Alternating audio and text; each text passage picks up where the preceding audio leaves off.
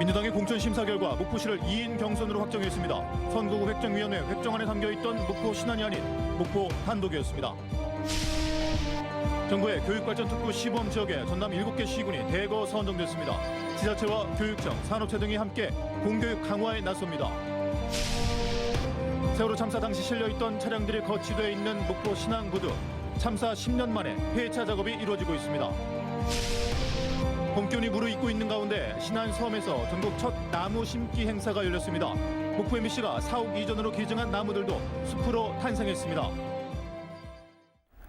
여러분 안녕하십니까? 목포 MBC 뉴스데스크입니다. 민주당이 발표한 8차 총선 공천 심사 결과에 목포시가 포함됐습니다. 선거구 획정위원회 획정안에 담겨있던 목포 신안이 아닌 목포 단독이어서 전남 선거구를 둘러싼 안개가 조금 거친 모양새입니다. 서희령 기자입니다. 민주당이 목포시 선거구 공천심사 결과를 발표했습니다. 김원희 의원과 배종호 민주당 전략기획위 부위원장의 2인 경선으로 후보군이 압축됐습니다. 더불어민주당 공관위의 결정은 양자 경선입니다. 이는 저를 향한 음해와 허위사실 유포가 모두 사실이 아님을 증명하는 것입니다. 또 고흥 보성, 장흥 강진 선거구는 김승남 의원과 문금주 전 전남도 행정부지사의 양자 대결로 치러지게 됐습니다. 중앙선관위 선거구 획정위원회의 획정안에서 목포가 신안과 선거구 통합이 이뤄지는 내용이 담겨 있었던 것을 감안하면 목포 공천심사 결과는 큰 의미를 담고 있습니다. 특히 민주당 공관위는 목포 선거구를 민주당의 모태로 언급하며 각별한 관심을 나타내기도 했습니다. 전남 지역 빅매치 지역입니다. 김원희 의원과 배종호 전 KBS 기자는 민주당의 정치적 모태 지역인 목포시에서 목포 선거구가 현행 단독 선거구로 유지되면 연쇄적으로 다른 선거구의 변동 가능성도 줄며 전남 동서부권 균형을 맞춘 현행 선거구 유지의 가능성이 높아지는 겁니다.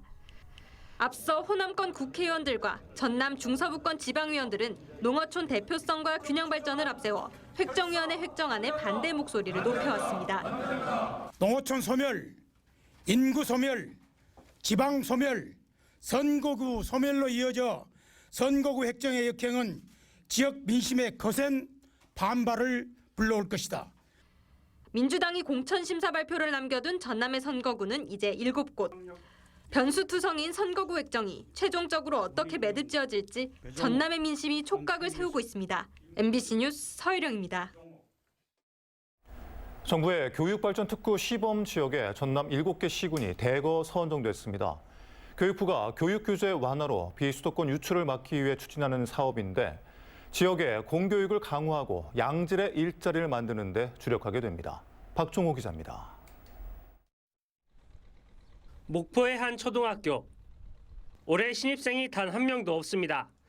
전남 466개 초등학교 가운데 목포와 순천 등 20여 개 학교에 신입생이 0명, 다른 5개 학교는 통폐합이 논의되고 있습니다. 저출산과 고령화 등으로 전남의 인구는 꾸준히 감소하고 있습니다. 정부가 교육발전특구 시범지역으로 전남 7개 시군을 대거 선정한 이유입니다. 교육발전특구 사업은 지자체와 교육청, 대학과 산업체 등이 손잡고 지역 교육 혁신과 인재 양성, 정주 여건을 종합적으로 지원하기 위한 사업입니다. 지역의 공교육 강화에 초점을 뒀습니다. 초중고등학교의 연계 교육을 통해서 외국어 교육, 또 특기 적성 교육, IB 프로그램, 독서 인문 교육 이런 것들을 좀 더 특화시켜서 추진하도록 하겠습니다. 전남에서 추진되는 사업은 크게 4가지. 먼저 목포와 무안, 신안 지역에서는 공동학구제를 운영하고 해상풍력과 관련된 인재를 양성할 계획입니다. 영암과 강진은 국제직업고등학교를 만들고 나주의 경우 에너지산업과 연계한 교육과정을, 광양은 순천대 글로컬대학의 특성화를 이끌어낼 구상입니다. 유치원부터 대학교를 거쳐 지역에서 일할 수 있는 환경을 조성하겠다는 게 큰 틀입니다. 교육특구 시범 지역 지정으로 최대 100억 원의 특별 교부금이 지원되고 맞춤형 규제 특례를 우선 적용받게 됩니다. 전남형 교육발전특구는 전남 교육의 혁신을 통해서 지역 불균형과 인구 소멸의 악순환을 반드시 끊어내겠다는 강력한 의지를 담고 있습니다. 전남의 경우 외국인이나 이민자 등 이주 배경자의 비율이 전국에서 가장 높은 만큼 지역적 특성을 반영해 맞춤형 통합 지원에 주력하기로 했습니다. 전남 7개 시군에서 먼저 시작될 교육발전 특구 사업이 지역 소멸 위기를 해결할 신호탄이 될 수 있을지 기대됩니다. MBC 뉴스 박종호입니다. 목포 시민사회 소통과 연대는 목포 해양대학교와 인천대학교 통합설에 대해 밀실 통합 시도를 반대하며 시민 대책위를 구성해 대응하겠다고 밝혔습니다. 이들은 목포 해양대학교에서 기자회견을 열고 인천대학교 통합 철회를 촉구하고 지역 공동체와 함께하는 협력체계 구축 마련을 요구했습니다. 한편 인천대학교는 두 대학의 통합은 실현 가능성이 없다며 내부적으로 불가능하다는 입장을 밝힌 것으로 알려졌습니다. 무소속 박홍률 목포시장이 제22대 총선 선거구와 관련해 목포시와 무안군, 신안군을 묶어 갑을 2개 선거구로 조정하는 방안을 건의했습니다. 박홍률 시장은 목포시와 무안군, 신안군은 역사적 정통성과 함께 생활 공동체 지역이라며 전남 서남권의 상생과 공동 발전을 위해 3개 시군을 2개 선거구로 지정해 미래를 대비해야 한다고 호소했습니다. 지난 2014년 세월호 참사 당시에 선체에 실려 있던 차량들은 인양 이후 원인 조사 등을 이유로 목포 신항부두에 거치돼 있었는데요. 이 차량들의 폐차 작업이 시작됐는데 폐차장이 아닌 바다 옆 부두에서 해체 작업이 이루어지면서 논란도 일었습니다. 안준호 기자입니다. 녹슨 엔진과 차량 시트, 타이어 등 각종 차량 부품들이 바닥에 가득 쌓여 있습니다. 바로 옆에서는 포크레인 등 중장비들이 바쁘게 움직입니다. 세월호 참사 당시 선체에 적재돼 있던 차량들을 폐차하기 위해서입니다. 세월호에서 꺼낸 차량들은 승용차와 화물차, 중장비 등으로 다양했습니다. 하지만 지금은 이렇게 모두 해체돼 고철 더미로 변했습니다. 폐차가 진행되는 차량은 모두 180여 대.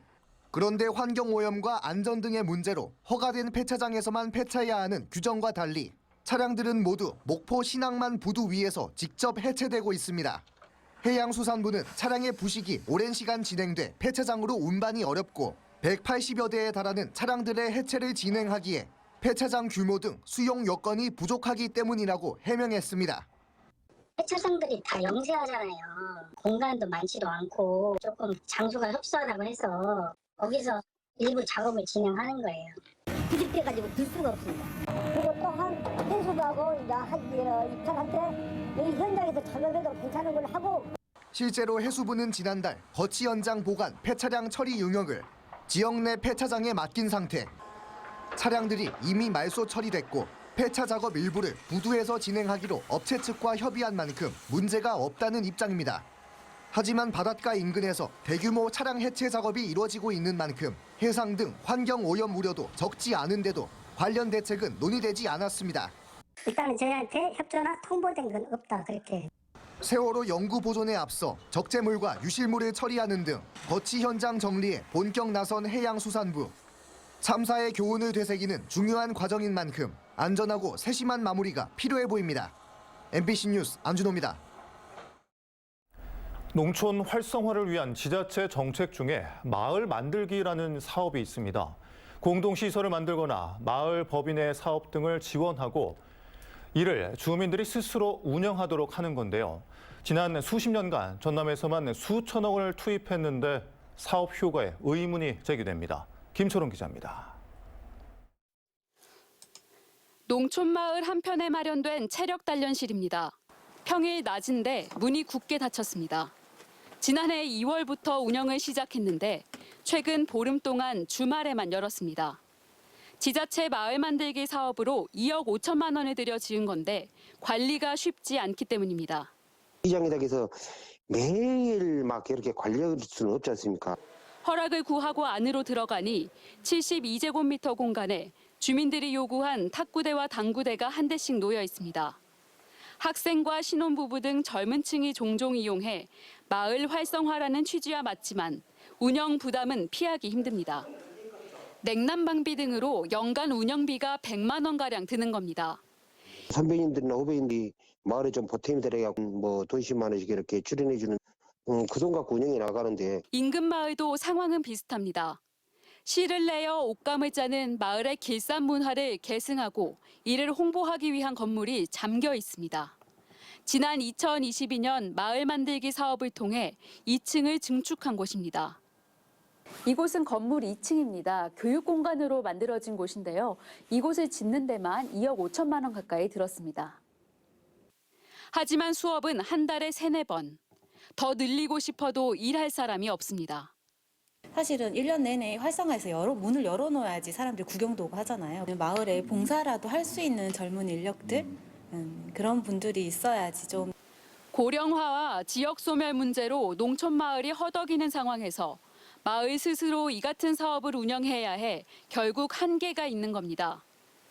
취재가 시작되자 전남도는 관련 예산 등 자료 취합을 서둘렀습니다.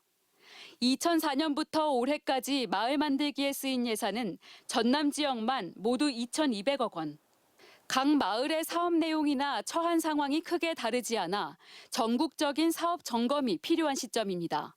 MBC 뉴스 김초롱입니다.